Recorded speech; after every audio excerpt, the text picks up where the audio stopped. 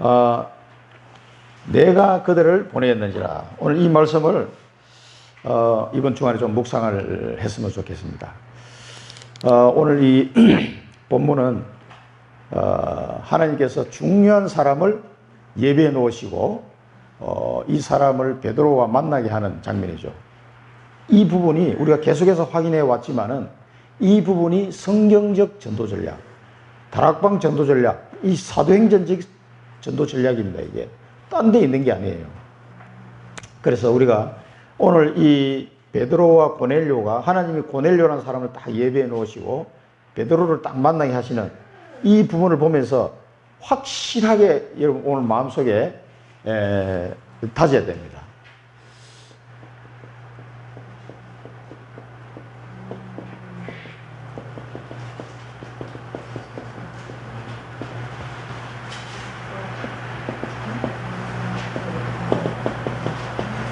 이 비밀을 모르면은 여러분 전도가 힘들어지고 어렵습니다. 그리고 안 돼요. 뭔가가 되는 것 같은데 결과적으로는 안 됩니다. 그래서 오늘 이 부분을 꼭 언약으로 붙잡으시고 현장에 우리가 복음 운동할 때 이런 부분들을 꼭 기억하시고 그걸 잘 활용하셔야 됩니다. 그래서 우리가 훈련을 실컷 받아도 이걸 놓쳐버리면은 자꾸 엉뚱한 데로 가는 거예요. 그래서 고생하는 겁니다. 자, 우리가 먼저 오늘 본문을 보기 전에 봐야 될 게 뭡니까? 성경에서 가장 중요하게 말씀하시는 게 뭡니까? 우리의 구원에 대한 내용입니다. 인간을 구원하기 위해서 하나님께서 성경 말씀에 가장 핵심적으로 이 말씀을 하셨는데 예수가 그리스도라는 사실을 믿을 때 구원을 받습니다. 요한복음 1장 12절 영접하는 자 곧 그 이름을 믿는 자는 하나님의 자녀가 되는 권세를 주셨으니 그렇습니다. 예수가 그리스도라는 사실을 믿을 때 구원받습니다. 이게 성경의 핵심이죠. 이 그리스도를 보내시겠다고 하나님이 그토록 약속하시고 수많은 선지자를 통해서 예언하신 그분이 오셨는데 예수님이다 이 말이죠. 그 그리스도 대신 예수님을 믿을 때 구원을 받게 되는 거죠. 그래서 이 복음의 축복을 통해서 죄의 문제, 사단의 문제, 하나님 떠나서 생긴 이 수많은 고통과 저주와 재앙을 단번에 완전하게 영원토록 해결하셨습니다. 그게 복음입니다. 그래서 하나님은 성경에 이 복음의 비밀을 계속해서 말씀을 주고 계십니다. 그러면은 이 예수와 그리스도 사실을 믿고 난 다음에 어떻게 되냐? 믿고 난 다음에 그 이유를 위해서 예수님이 말씀하셨어요. 성령을 보내주시겠다. 내 이름으로 오실 성령.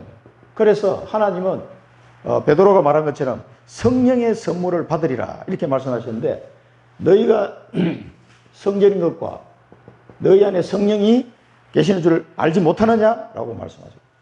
예수님은 직접 제자들에게 요한복음 14장 16절 17절에서 그 성령께서 너희와 영원토록 함께 하실 것이다. 약속하셨어요, 이게. 그래서 이 구원의 축복을 받은 자들에게 주시는 최고의 선물이 뭐냐? 성령으로 함께 하시는 겁니다, 이게. 그러면서 성령의 인도를 받도록 하셔서, 이 성령 인도 받는 삶이 이제 신앙생활이 되는 거죠. 하나님의 자녀가 살아가는 것은 반드시 성령 인도를 받아야 됩니다. 그런데 예수님이 요한복음 14장에서 하신 말씀을 보면은요, 우리 힌트를 얻을 수가 있어요. 14장 26절에 보면은 성령께서 내가 너희들에게 한 말이 기억나게 할 것이다 그랬어요. 그 말씀이 무엇인지 우리가 깨닫게 할 것이라고 성령의 역할에 대해서 예수님이 말씀하셨단 말이에요. 그러면 성령의 인도를 받으려면은 성령께서 예수 그리스도께서 우리에게 주신 이 말씀이 기억나고 깨달아지도록 성령께서 역사하셔가지고 우리를 인도하신다는 거죠. 예수님이 십자가에 지기 전에 제자들에게 주신 말씀입니다. 그 요한복음 14장이 굉장히 중요한 말씀들이에요. 그러면서 사도행전 부활하신 예수님이 약속하신 대로 사도행전 1장에서 드디어 제자들에게 성령 충만이 임하게 된 거죠. 예수님의 이 시간표가 다 있어요. 요한복음 14장 때는 제자들이 이 성령 충만 은혜를 받은 게 아니에요. 이 약속을 받은 거지. 그런데 예수님이 부활하고 승천하시고 난 이후에 약속대로 제자들이 성령 충만 은혜를 받은 겁니다. 그래서 베드로가 성령이 충만하여, 그 제자들이 성령이 충만하여 15나라 방언으로 복음을 전하게 된 거예요. 이게 성령 충만의 응답이 온 거란 말이에요. 이게 구원받은 하나님 자녀, 예수가 그리스도라는 사실을 믿고 영접한 하나님의 자녀가 누려야 될 축복입니다, 이게. 그래서 목사님들이 축도할 때 맨 마지막에 뭡니까? 성령의 내주인의 역사, 충만, 교통하심이 이렇게 축사하시잖아요. 이게 바울이 그렇게 축사한 거예요. 사실 바울도. 그래서 이게 굉장히 중요합니다. 그래서 우리가 뭐 복음을 전하든지 사업을 하든지 뭐 어디를 가든지 항상 이 성령의 내주인도 충만, 이 은혜 속에서 예배 드리는 것도 마찬가지입니다. 우리 예배 드리는 순간에도 성령의 내주인도 충만, 교통하심이 우리에게 임해야 이게 제대로 이제 되는 겁니다. 이게 구원받은 자의 삶의 모습이 이때부터 제대로 이제 모습이 쫙 드러나기 시작합니다. 그럼 뭔가 이제 달라진 모습이 보이는 거예요.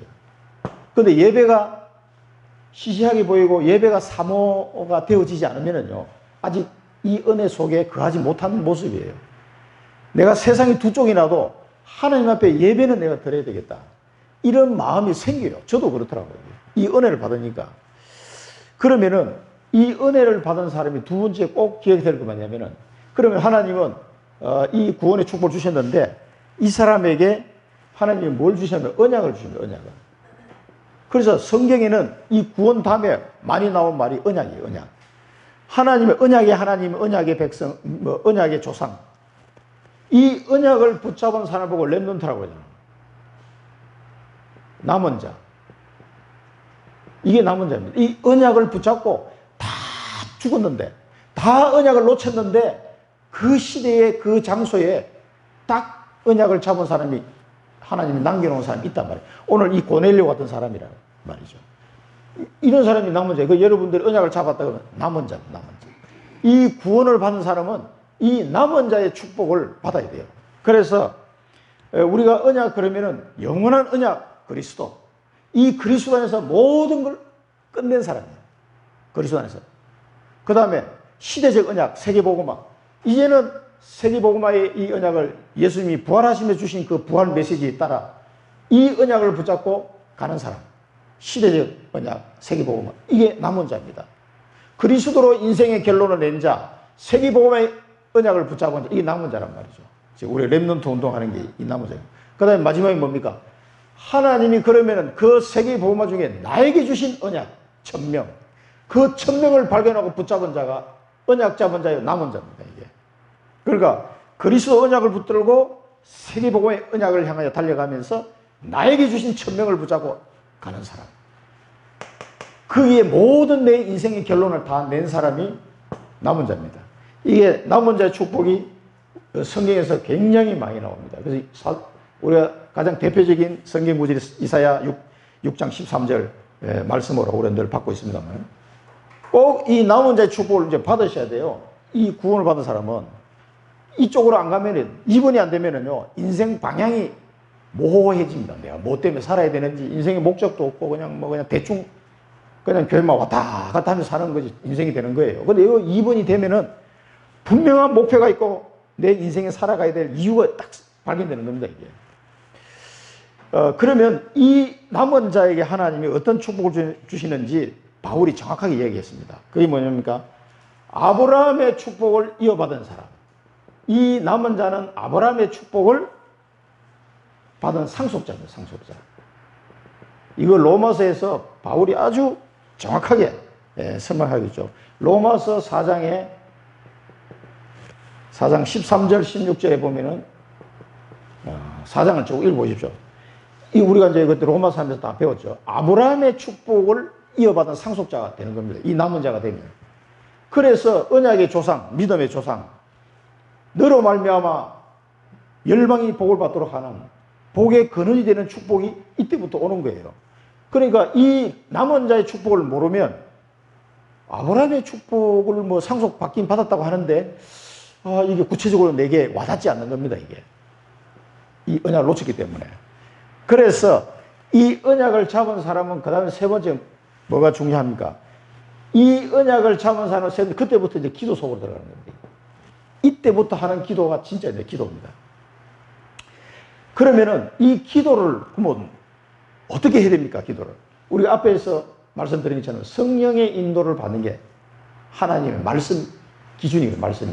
그러면은 이 말씀이 성취되는 이 언약을 잡은 사람은 하나님의 말씀을 그래서 나에게 주신 천명을 향해 걸어가는데 그 천명이 이루기까지 여정을 가야 되잖아요. 이 여정을 가는 동안에 하나님이 계속 그 사람에게 말씀을 주시게 돼 있어요.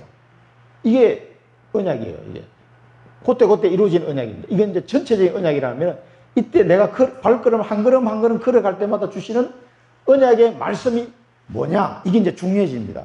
이 말씀을 그래서 매주 잘 들으셔야 돼요. 그 말씀의 흐름을 쭉 들으면서 지금은 어떻게 우리 교회를 인도하시고 나를 인도하시고 우리 가정을 인도하시는 시간표 속에 어떻게 흘러가는지를 알 수가 있어요. 그게.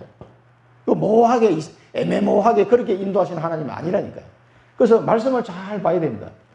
그래서 우리가 금요일날 수요일날도 계속 전체 말씀의 흐름을 보려고 애를 쓰는 거죠. 그래서 여러분 이 말씀을 붙잡도록 계속 시간과 이걸 투자를 해야 됩니다. 그러면 이 말씀을 붙잡고 계속 기도 속으로 들어가는 거죠. 말씀 붙잡은 기도가 안 되면은요, 중원, 부원 기도가 됩니다. 이때부터 기도가 이제 시작되는 겁니다. 그러면서 예수님이 하신 말씀대로 열매를 딱 맺게 돼요. 오늘, 읽었습니다. 요한복음 15장 7절.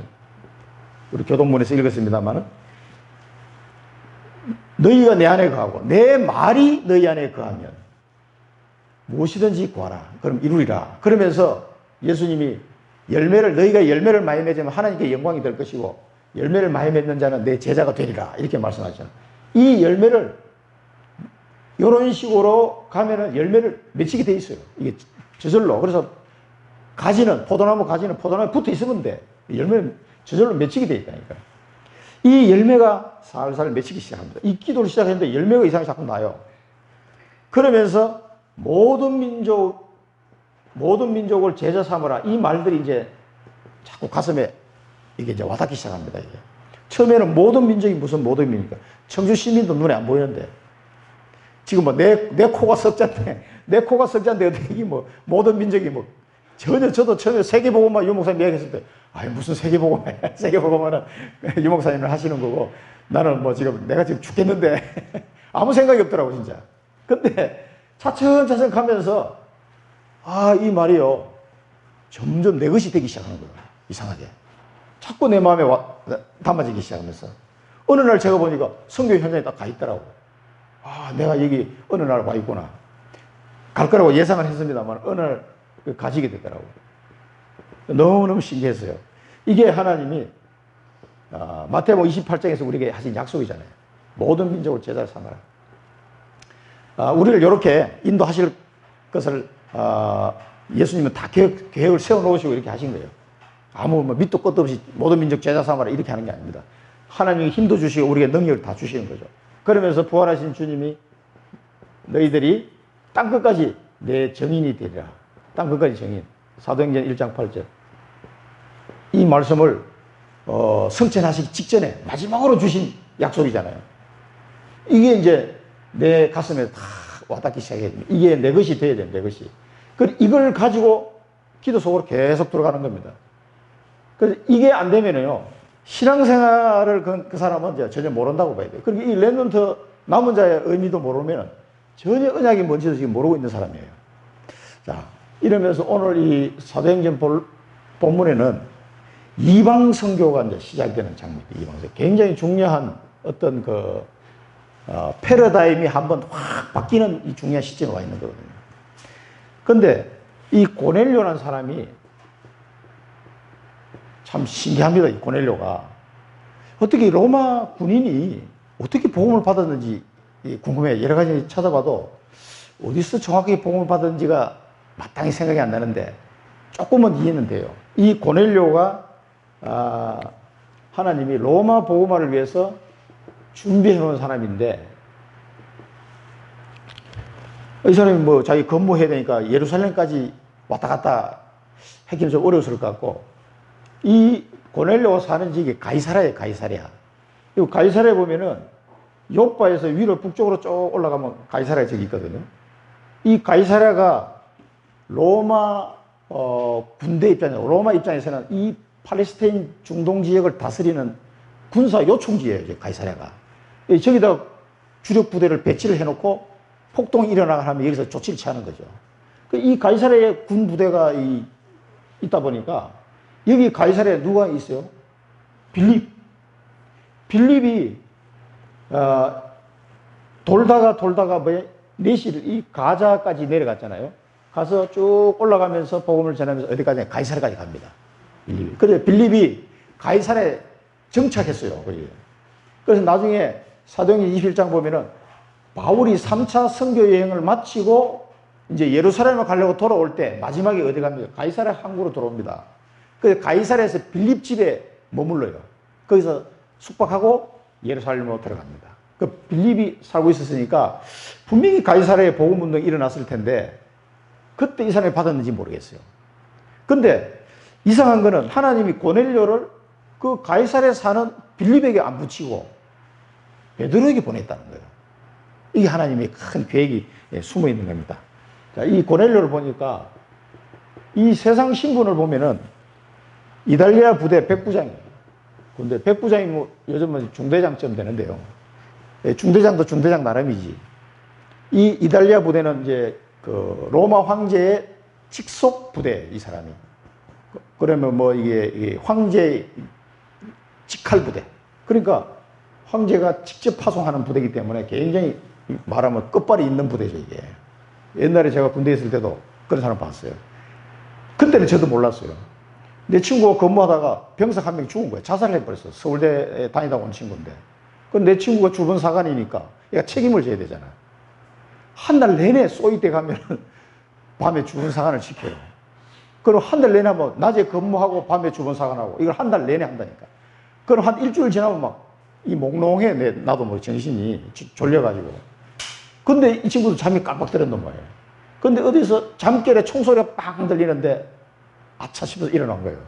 그러니까 이 상황실에 들어가 보니까 불은 꺼져 있고 후레쉬 딱 비치니까 의자에 앉아가서 쉽게 땡겨버린 거예요. 그러니까 이게 뇌가 다 날아가 버리고 얼굴만 푹 내려앉은 장면을 새벽 4시에 이 친구가 발견한 거예요. 그래가지고 이제 막 헌병대가 난리가 난 거지. 이제. 그 후방에도 그때 광주에 근무를 했는데 후방에도 그 당시에는 실탄을 넣어서 보초를 썼어요. 그러니까 이제 주변 사관할 때 막 굉장히 신경이 쓰이는 게 뭐냐면 한 명당 6발씩 딱 넣어가 나가거든. 그럼 이 녀석이 보조 서고 돌아오면 6발이 남았는지 안 맞는지 그걸 확인해야 돼요. 그래 올 때마다 계속 해야 돼요. 졸 시간이 없어. 조금 졸다가 뭐 그럼 이제 하사들이 있어요. 주변 병사도 있고 이 친구들이 다 확인하면 나는 점검만 하면 되는 거죠. 오케이. 네. 그 실탄을 들고 이제 왔다 갔다 하니까 이게 늘 신경이 막 곤두서는 거예요. 나중에는 이제 없어졌습니다만. 그러니까 그 친구가 자살해버리니까 부대가 발칵 뒤집어진 거지. 그 옆부대인데. 그러니까 이제 그 담당 주변 사관 소위하고 그 위에 이제 중대장이죠. 백부장. 이 육군 사관학교 나온 친구예요. 그런데 이 중대장은 전혀 걱정을 안 해요. 그래? 괜찮아? 내가 다 알아서 할게? 그 친구 사람이 죽었는데 위에 대대장, 연대장까지도 다 이게 이제 징계를 먹었는데 중대장은 아무 직속 상관인데 이 사람은 아무 다치지 않더라. 이상하다. 이 사람은 뭔 끝발인데 저렇게 뭐 태연하더라는 거예요. 헌병대 걸 와도 헌병대에 있는 사람들도 이 사람 앞에서는 함부로 말을 못 하더라는 거예요. 그런데 우리는 쏘이 때니까 뭘 아무것도 잘 물정도 모르니까 왜 그런가 했더니 알고 봤더니 하나회 출신이에요. 전두환 그 직속 있는 하나회 육사 출신 중에서도 하나회가 있었거든. 그 우리는 제대하고 나중에서 알았어. 그런 게 있는 줄 몰랐는데 아 그랬구나. 그러니까 뭐 태연하게 뭐 사람이 죽었는데도 전혀 미동도 안 해 이 사람이. 근데 이 백부장도 그러니까 백부장 나름이야. 황제 직속 부대이기 때문에 굉장히 끝발이 있었던 것 같아요. 그런데 하나님이 이 사람을 예비했다는 게 저는 너무너무 신기해요. 그러니까 로마 복음화를 위해서 하나님이 이렇게 준비를 다 하나님 하신다는 말이에요. 그럼 이 사람의 영적 상태를 한번 봅시다. 영적 상태를 보면은요, 경건하고 하나님을 경외하는 사람이에요, 또 이 사람이. 하나님을 경외한 사람. 그리고 백성을 구제하고, 그리고 항상 기도하고. 야, 이 정도 되면 이 사람이 어떤 사람인지 대충 그림이 나오잖아요.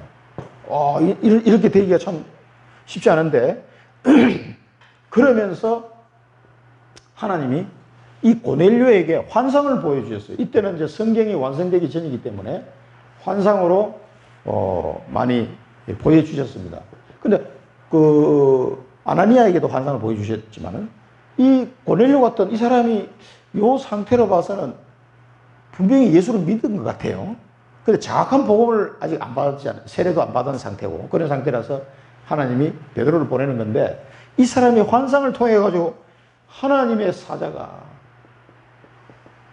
진짜 구약시대 보면 뭐 선지자에게나 나타나는 직한 그런 일이 이 초신자 고넬료에게 일어났다는 것은 아마 이 사람에게 하나님이 큰 은혜를 주신 그 사람 같아요.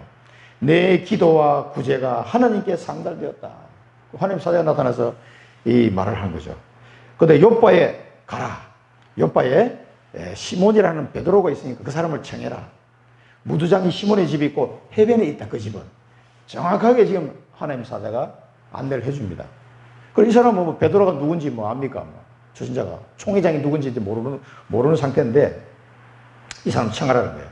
그러니까 이 사람이 뭡니까? 하인들을 보내는 거예요. 하인 둘하고 자기 부하, 경건한 부하. 그래서 아마 이 부하 중에서 이렇게 하나님을 경외하는 부하가 있었던 것 같아요. 이 사람이 벌써 이 영향을 받으면 이 밑에 부하들도 영향을 받을 거 아닙니까? 하인들과 경건한 부하를 베드로에게 보냅니다. 그러면 왜 하나님은 이 가이사랴에 살고 있는 빌립이 네시하고 헤어지고 난 다음에 가이사랴에 왔단 말이에요. 그 다음에 나중에 바울이 올 때 이때 한참 세월이 많이 흘렀는데도 계속 가이사랴에 살고 있었어요, 이 사람이. 그러니까 빌립 집에 이제 들어가 머무르게 되는 이런 일이 있었는데, 이 가이사랴에서 계속 빌립이 그냥 가만히 있었지는 않았을 거란 말이에요. 계속 복음 운동 했을 텐데 하나님은 빌립 집사에게 안 붙이고 꼭 베드로에게 붙이려고 하나님이 계획을 세워놓은 거예요. 이게 이유가 있습니다. 이게 이때까지 하나님은 이제는 이 유다 지방의 전체 팔레스타인 지방에 이제 복음을 막 전하시고 본격적으로 이방 선교를 해야 되는데, 이 예루살렘 교회와 사도들에 의해서 이방인들의 복음이 안 전해지고 있는 거예요. 이 상태에서 빌립이 네시에게 복음 전했지만은 아직까지 안디옥 교회도 세워지기 전이고 사도들에 의해서, 그 제자들에 의해서 이방 선교가 안 되는 이유가 있습니다. 하나님은 그 가장 치명적인 그 이유를 수술하려고 지금 베드로에게 붙이는 거예요. 가장 중요한 이방인을 베드로에게 붙여서 하나님은 이 이방 선교를 시작하려고 하시는 거죠. 그 포문을 여는 장면이 지금 이 장면. 그래서 베드로에게 붙이는 겁니다. 왜 이 사도들은 지금 이방인에게 복음을 안 전하고 있을까요? 빌립도 네시에게 아프리카 사람한테 복음 전했는데, 이게 이제 굉장히 중요한 그 예틀 속에 얼마나 갇혀 있는지를 알 수가 있습니다. 그래서 하나님이 총회장이 베드로에게 직접 보내가지고 이 일을 이제 터뜨리신 겁니다. 그걸 완전히 이제 이 종기를 막 수술해버리는 거죠. 그렇지 않고는 안 되기 때문에, 자, 우리가 이 대지에서는 언약을 붙잡아야 되겠습니다. 청주 복음화를 위해서 하나님이, 이 청주권 복음화를 위해서 하나님이 뭐예요? 중요한 제자를 준비하셨다는 거예요. 하나님이 제자를 준비하셨다. 이 언약을 붙잡으셔야 돼요. 반드시 있습니다. 삼천제자, 우리가 모르는 삼천제자가 지금 이 청주 정평에 있습니다. 이 제자를 하나님이 준비해놨다는 것을 아셔야 돼요. 이 고뇌를 해서 준비해가지고 로마 복음화를 하나님이 준비하시는 하나님이신데, 청주 복음화를 위해서도 분명히 이런 중요한 제자를 준비하셨다는 것을 꼭 기억하셔야 돼요. 자, 그러면서 하나님이 이렇게 복음 받을 사람을 중요하게 준비해 놓으시고, 하나님의 베드로의 환상을, 베드로에게는 뭘 보여주면 환상을 딱 보여줍니다. 여기도 이제 베드로에게 환상을 보여주시는데 이 환상이 수술하는 환상이었어요. 그때가 언제입니까?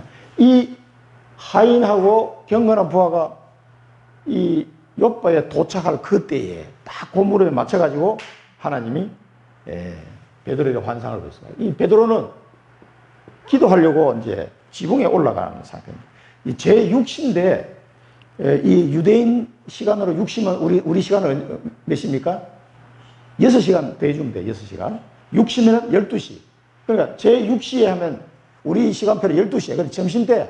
그래 이제 배가 고픈 거야. 그래 이제 점심 좀 준비하시오 해놓고 이제 올라가서 기도하고 내려오려고 옥상으로 올라가는데 거기서 이제 하나님 환상을 딱 보여주신 거예요. 그러니까 시장하여 먹고자 하며 하늘이 열리며 그릇이 내려오죠. 큰 그릇이 이 환상 중에 내 귀에 보자기 같은 것이 딱 쌓여가지고 내려온단 말이에요. 내려오는데 이 안에 뭐가 들었습니까? 네 발 가진 짐승, 기는 것, 공중에 나는 것. 이걸 보고 베드로야 잡아먹어라. 자, 여기서 베드로가 뭐라고 대답합니까? 속되고, 그 이제 베드로가 그걸 짐승을 다 봤어. 네 발 가진 짐승, 기는 것, 공중에 나는 것이 딱 있단 말이에요. 딱 보니까, 아, 이게 뭐야. 유대인들이 먹지 말라고 한 동물들이 딱 있거든. 그러니까, 속되고 깨끗하지 아니한 것은 결코 먹지 아니하였나 이랬대요. 잡아먹으라 하니까, 속되고 깨끗하지 않은 것. 속되고 깨끗하지 않은 건 뭡니까? 여러분, 이건 참고로, 레위기에 보면, 레위기 11장에 보면 잘 나와 있습니다.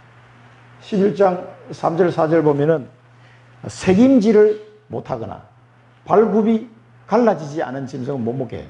그러니까 색임질도 하고 발굽이 갈라져야 돼. 이런 고기는 먹도록 돼요. 그게 뭐냐? 소, 양, 염소 이런 고기는 먹어도 됩니다. 그러나 돼지, 토끼 이런 걸 먹으면 안 돼. 그러니까 낙타, 말 뭐 이런 거는 먹으면 안 됩니다. 그러니까 그런 짐승만 딱 보이니까 아 이거 못 먹는 건데 왜 잡아 먹으라고 했을까? 아 이게 속되고 깨끗하지 않기 때문에 나는 먹을 수 없습니다. 그 다음에 그 물에 사는 고기 11장 9절에서 10절에 보면 지느러미가 없거나 비늘이 없는 것은 가정한 것이다.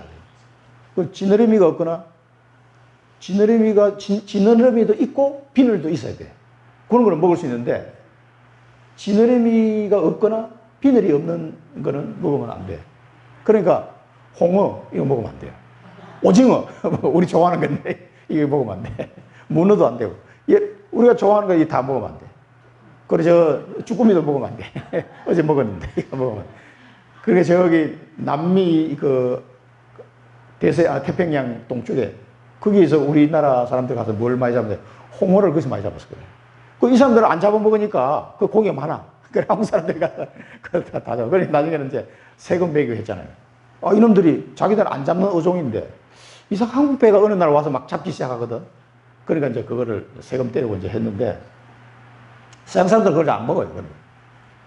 우리는 이제 먹었는데 자 그래서 속되고 깨끗하지 않은 건데 결코 안 먹는다. 그 다음에 13절에는 이제 새 종류죠. 새. 독수리, 솔개 이런 이제 육식하는 새는 못 먹도록 되어 있어요. 그러니까 이런 것만 딱 골라가지고 하나님이 그릇에 딱 담아서 내려보냈단 말이에요. 그리고 베드로가 가만히 보니까 야 이거 뭐 속되고 깨끗하지 않은 거에서 가정한 동물이든 우리는 절대 안 먹습니다. 이렇게 얘기했단 말이에요. 이게 이제 문제예요. 이게. 하나님이 왜 이걸 보여주시겠어요? 이 사람들이 말합니다. 하나님께서 깨끗하게 하셨다. 자, 하나님께서 깨끗하게 하셨다.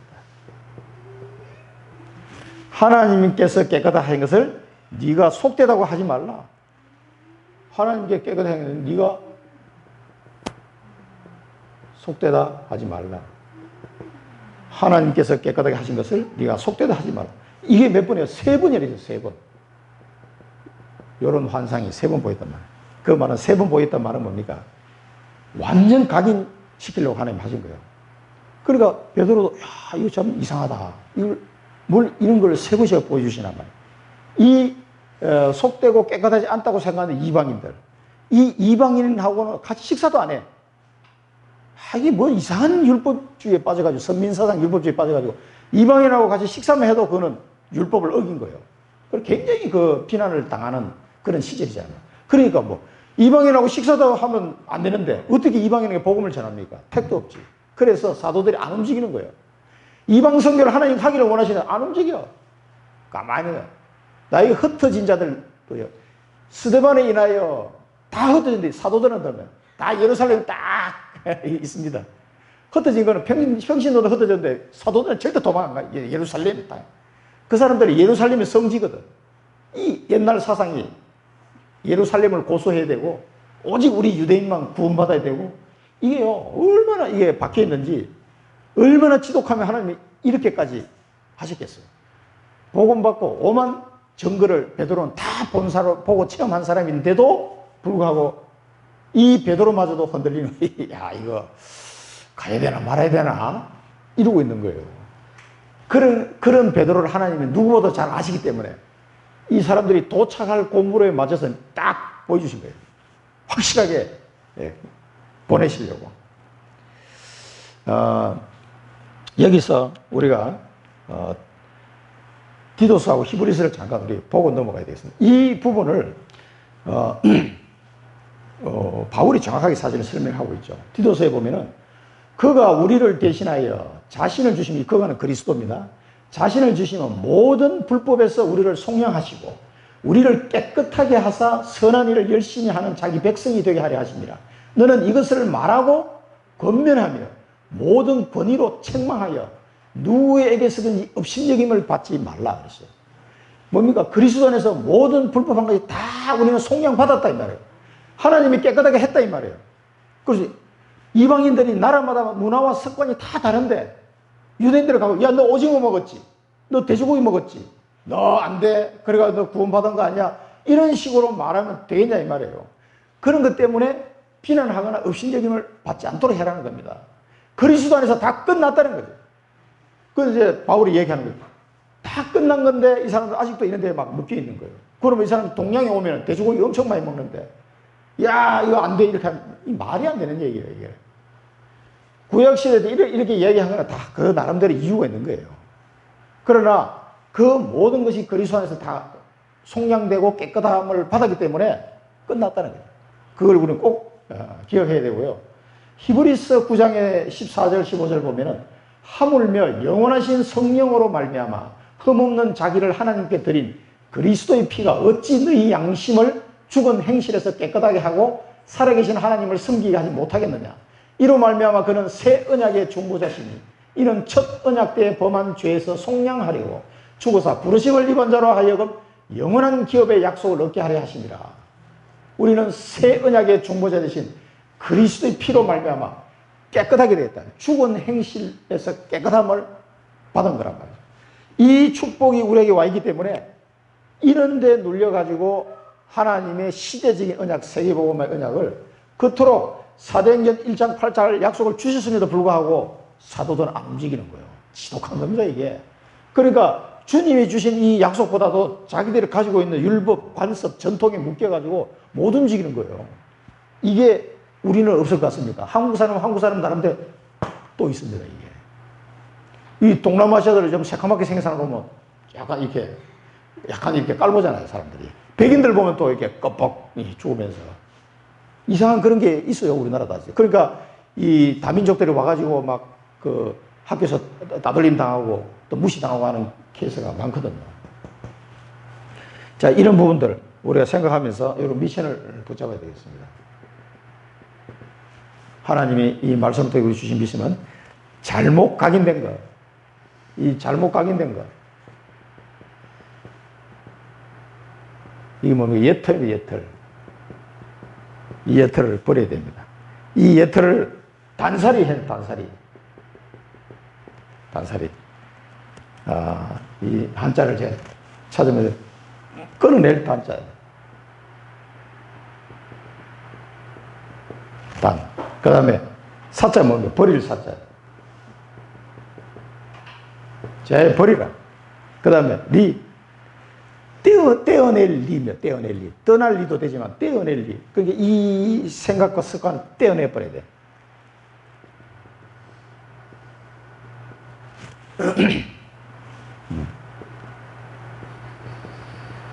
단살이 해야 됩니다. 그래서 요 단살이를 하면은 내게 잘못 각인된 거, 우리는 한국 사람은 유교적인 관습 속에서 잘못 각인된 것도 많아요. 그래서 우리나라 장로교회가 율법주의로 자꾸 빠진 겁니다. 이게 자꾸 유교적인 그 영향을 받은 거예요. 그리고 불교적인 뭔가 인과응보 사상. 내가 뭘 잘못해서 하나님이 벌을 내리실까? 제발 이 사상에서 벗어나야 됩니다, 이게. 조금은 뭐 잘못하면, 내가 하나님 앞에 무슨 죄를 지어가지고 하나님 내게 벌을 내리시나. 그게 아니라니까. 나를 큰 그릇으로, 영적 서밋으로 세우는 과정이에요. 그리고 그런 연단을 통해서 나를 쓰실 그릇으로 만들려고 하는 거예요. 이게 이제 단살을 해야 그릇 준비가 됩니다. 그릇 준비. 꼭 미션을 붙잡으셔야 됩니다. 나의 옛틀, 우리는 주로 유교, 불교의 영향을 많이 받았기 때문에 그걸로 말미암아 복음보다도 어떤 그런 사상 속에서 내가 잘못 각인된 거, 옛틀, 이걸 단살이 해야 돼요. 이래야 우리가 복음에 쓰임 받을 그릇으로 우리가 준비가 됩니다, 이게. 이런 영적 서밋으로 복음 안에서 자유함을 누리면서도 그 성령의 인도를 받아갈 줄 아는 이런 사람으로 딱 세워져야 됩니다. 그러면은 하나님이 중요한 일에 우리를 쓰십니다. 이 사도들이, 이 예루살렘 교회가 결국은 여기서 확실하게 벗어나지 못하니까 하나님이 안디옥 교회로 이 바톤을 옮겨버린 거예요. 이게 얼마나 무서운 건지. 이 부활 메시지를 듣고 죽은 사람이 살아나는 것도 베드로가 경험한 사람인데도 불구하고 그만큼 이 각인이요, 얼마나 뿌리가 심한지 몰라. 우리에게도 이런 각인들이 많습니다. 뽑아내야 됩니다. 이거. 성령이 보낸 자. 이제 이것은 우리가 전도운동 할 때 꼭 기억해야 될 부분이에요. 자, 베드로가 야, 이 환상이 무슨 뜻인지 의아해야 돼요. 야, 이 환상이 도대체 무슨 뜻이냐, 이해가 안 되고 있는데, 이때 뭐냐면 고넬료가 보낸 사람이 도착했습니다. 고넬료가 보낸 사람이 딱 도착했습니다. 이제 이게 뭔 일이지 하고 생각하고 있는데 딱 도착했습니다. 그때 성령께서 말씀하십니다. 성경에 보면 성령께서 그에게 말씀하시대. 그러니까 얼마나, 예전에가 말을 안 듣는단 말이에요. 의심하지 말고 함께 가라. 성경에서 함께 가라. 그러시면서 하신 말씀이 내가 그들을 보내었느니라. 내가 그들을 보내었느니라.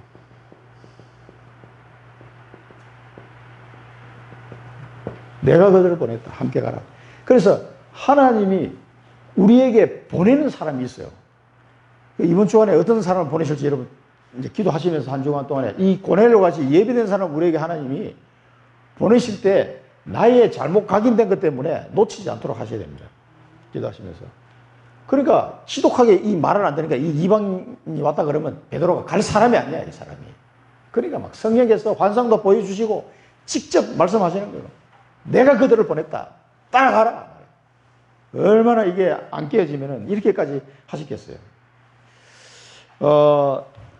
우리가 꼭 기억할 게 주님이 보내는 사람이 있다는 거 꼭 기억해야 돼요. 하나님이 택한 사람. 우리가 잠깐 말씀을 보면은요. 이사야서 45장 3절 4절 보면 내게 흑암 중에 보화와 은밀한 곳에 숨은 재물을 주어 뭡니까? 경제를 회복시킨 거죠. 내 이름을 부르는 자 누굽니까? 나 여호와 이스라엘의 하나님인 줄을 내가 알게 하리라. 내가 나의 종 야곱, 내가 택한 자 이스라엘, 곧 너를 위하여 네 이름을 불러 너는 나를 알지 못하였을지라도 네게 칭호를 주었노라. 그리고 지금 이 시대의 이스라엘이 누굽니까? 이 시대의 야곱이 누굽니까? 이게 바울의 해석으로는 예수 믿는 우리를 두고 하는 말씀이거든요. 하나님이 택했다 이 말이에요. 그래서 반드시 하나님의 택한 자 그 사람을 만나야 됩니다. 그래서 우리가 캠프를 하는 것도 말씀을 붙잡고 기도하면서 캠프에 들어가면은 그 하나님이 택한 자를 만나는 축복을 누리는 게 캠프거든요. 그래서 그 한 영혼을 사역해 줄 말씀 사역자가 그 현장에 준비되면 우리 교회도 캠프를 시작할 겁니다. 지금은 아직 캠프가 안 돼요, 지금. 그 다음에 로마서 11장 4절 5절에도 보면 이건 바울이 이제 겪은 거잖아요. 그에게 하신 대답이 무엇이냐?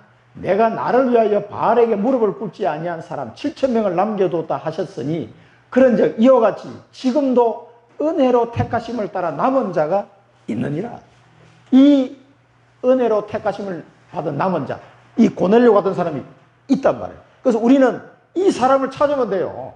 전도가 이 전도 운동이라는 것은 이런 하나님이 보내시고 하나님이 택하시고 하나님이 남겨놓은 사람을 찾아서 그들을 세우는 게 전도 운동입니다. 이게 그런 시스템이 청주에 30군데 깔리면은 저는 하늘나라 가도 돼요.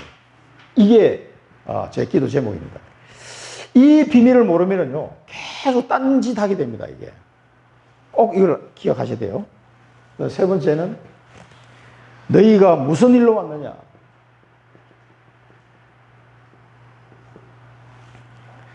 근데 베드로가 이런 말 하는 것 저는 별로 좀 못마땅해요.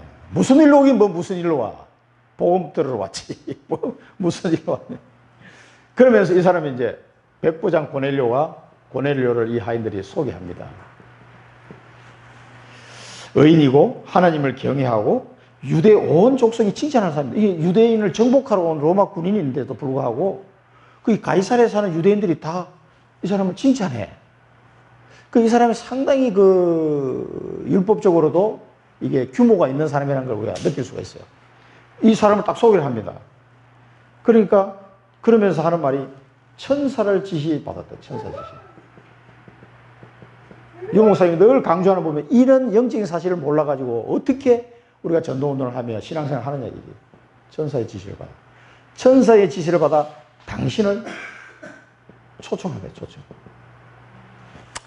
그러면서 마지막에 한 말이 이제 중요합니다. 당신을 초청하는데 말을 들으려 합니다. 이랬거든요. 이 말을 들으려 하는데 이 다른 번역본을 보면은 이 말을 들으려 하는데 이게 말씀으로 킹 제임스 버전을 보면 더 확실하게 나와 있어요. 그 뉴 인터내셔널 버전은 그냥 say라고 표현했는데 킹 제임스 버전은 word라고 words.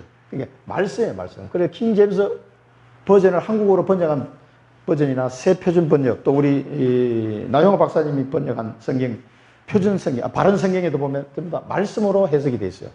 말을 들으라 하는 이 말은 당신을 통해서 이 복음의 말씀을 듣고 싶어서 초청했다. 그 말입니다, 이게. 말씀을 듣고 싶어 하는 사람. 우리가 현장에 가보면은 이 하나님 말씀을 전달해보면 시건투해 있는 사람이 있어요.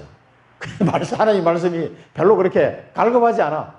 그런데 이 하나님의 말씀에 갈급한 사람이 이 베드로, 고넬료가 이 말을 들으면 벌써 이제 하나님의 말씀이 갈급한 사람은 하나님이 완전히 지금 준비해놓고 기다리는 사람입니다. 하나님의 말씀. 그래서 우리 현장에서 이 사람이 성령께서 택한 사람인가?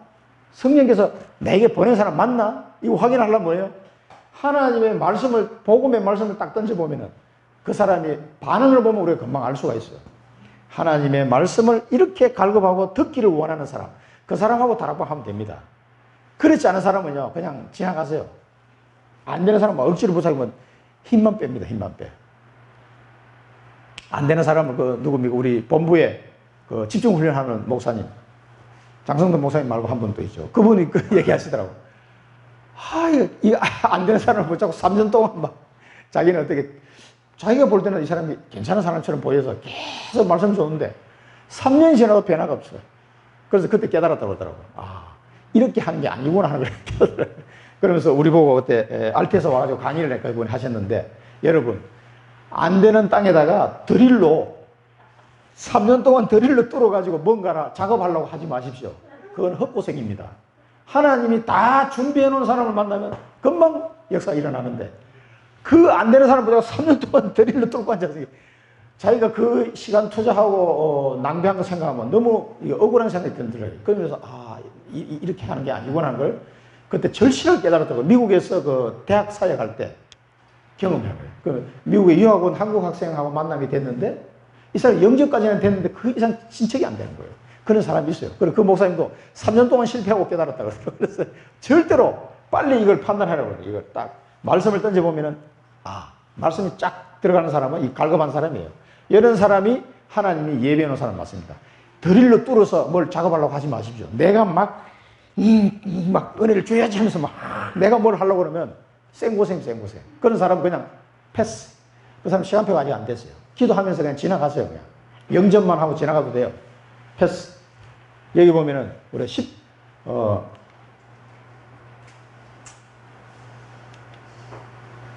10편에 보면은요, 10편 1절 3절 보면 복 있는 사람은 악인들의 길을 따르지 않으면 죄인들의 길을 서지 않으면 오만한 자들의 자리에 앉지 아니하고 오직 여호와의 율법을 즐거워하여, 이 율법이 이제 말씀이에요.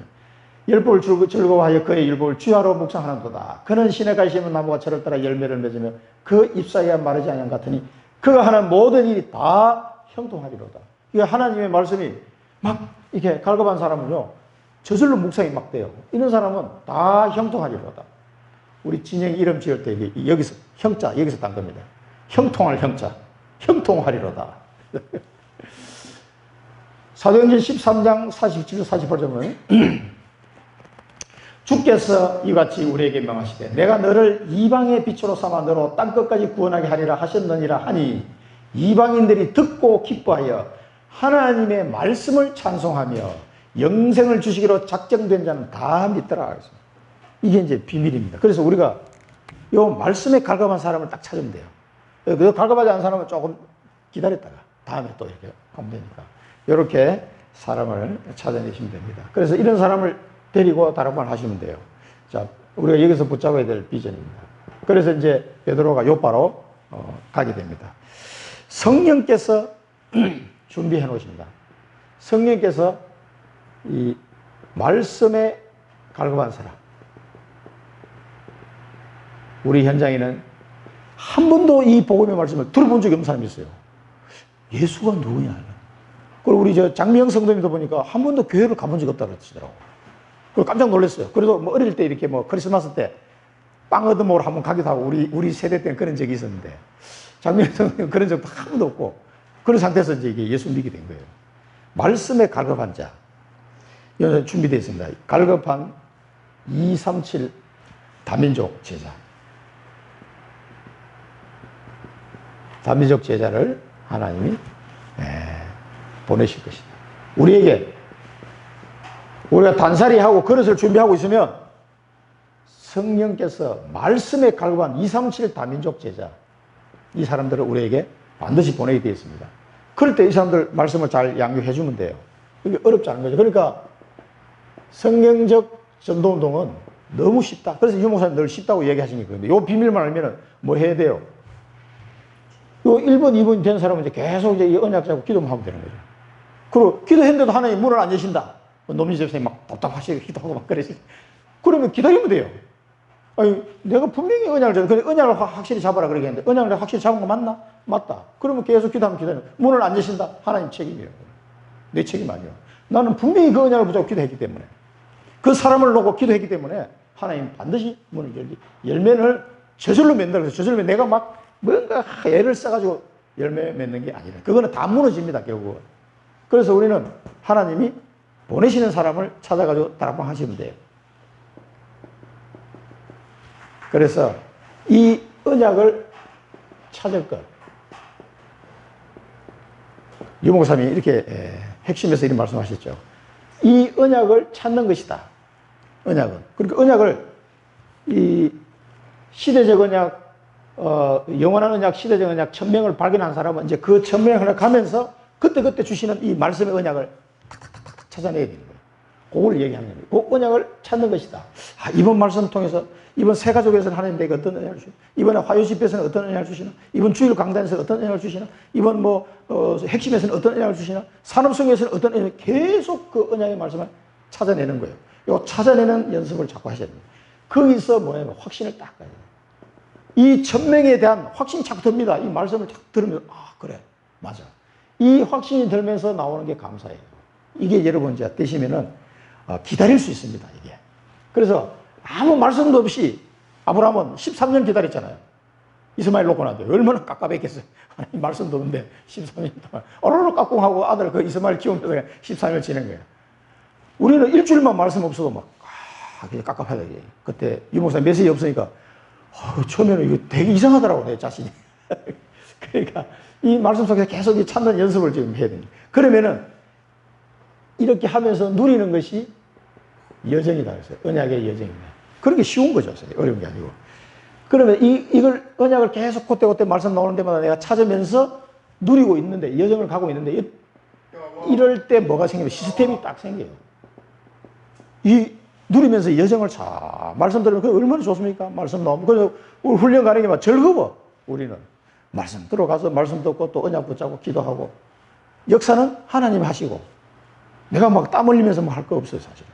그런데 이상하게 시스템이 딱 걸려요. 내가 시스템이면 내가 시스템으로 딱 바뀌면 이게. 그러면서 시스템이 딱 정착하게 됩니다, 이게. 그러면은 뭡니까? 나를 하나님이 정인으로 딱 세우고 많은 증거가 나타나게 됐어요.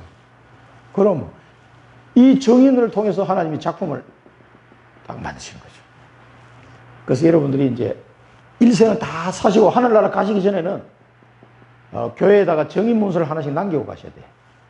여기 숙제입니다, 숙제. 이거 이제 저도 하나 남기고 가야 되는데, 이제 우리 교회 안에다가 이제 정인 문서를 보관할 수 있는 시설도 다 해놓고 우리 후대들이 봐야 되니까 어떻게 전도운동을 했고 하나님이 나를 통해서 어떻게 전도운동을 해갔는지 이런 기록을, 이 사도행전처럼 이 기록을 남겨야 사도행전 29장 기록을 우리가 이제 남기고 가야 됩니다, 이게. 그럼 후대들이 야, 그때 나는 이렇게 했는데 몇 년 동안 응답이 없어 엄청 갈급했어. 답답했는데 계속 기도하면서 기다렸더니 하나님 어느 날 이렇게 문을 여셨어. 이런 걸 쭉 기록을 남기는 우리 후대들이 보고 나중에 다 우리 후대들이 와가지고 이야, 이렇게 됐군 거구나. 엄마 아빠가 어떻게 전도운동을 인도받았구나. 이런 걸 보면서 굉장히 그 은혜가 될 겁니다. 이런 거를 우리가 남기고 가야 되겠습니다. 기도하겠습니다. 살아계신 하나님 아버지, 은혜를 감사드립니다. 성령 하나님께서 우리와 영원토록 함께 하시면서 언약의 말씀을 기억나게 하시고 깨닫게 하시고 이 시대의 언약이 무엇인지를 알게 하심으로 남은 자의 축복을 누리게 하심을 감사드립니다. 하나님 우리에게 주신 이 언약을 말씀 속에서 찾아내게 하시고 이 언약을 붙들고 날마다 기도하는 중에 언약의 여정을 편안하게 걸어갈 수 있는 저희들 되게 하시고 저희 한 사람 한 사람을 통해서 하나님이 이 전도의 시스템을 세우실 줄 믿습니다. 성령께서 고넬료처럼 예비하는 237 다민족 제자들을 저희들을 이렇게 보내실 줄로 믿사오니 저희들이 먼저 준비되어지게 하시고 잘못 각인된 것들이 단살이 되어져서 그릇이 준비되어지게 하셔서 그런 제자들을 보내실 때에 말씀으로 잘 양육하는 믿음의 사람, 언약의 사람들이 정인들이 되게 하여 주옵소서. 저희들이 한 인생을 마치고 주님의 부르심을 받을 때에는 정인 문서를 남기고 갈 수 있도록 인도해 주옵소서. 예수 그리스도 이름으로 감사하며 기도드립니다. 아멘.